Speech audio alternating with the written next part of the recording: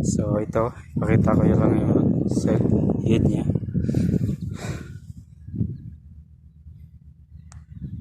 Lubog yung exhaust sa number 6 to nakalagay.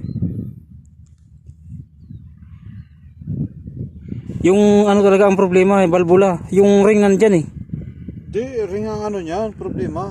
Hindi valvula. Naharos yung ring. Oo. Naharos yung ring niya dito. Sa exhaust, ito naman sa number 1 ay intake naman yung na Kung problema lumubog. lahat yung valvula, kung problema valvula niyan, dapat lahat yan. Tapos so itong iba is okay naman. Basta ang mahalaga importante. Yung iba okay naman. Ang ito lang ang naging problema.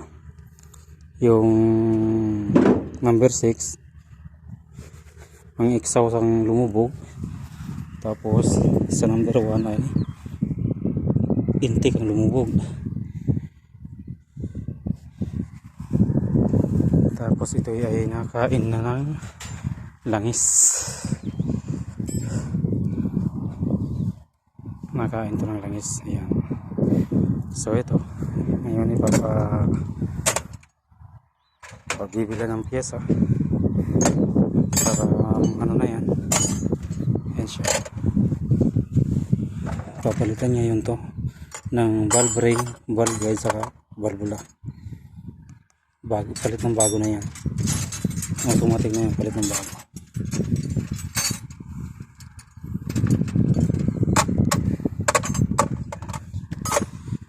So sige po mga rods, hanggang dyan na lang muna.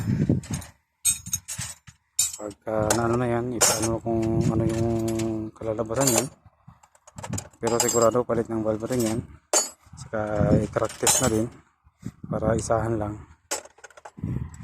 Ipa-crack test na rin yan. Diretsuhan na, isahan lang.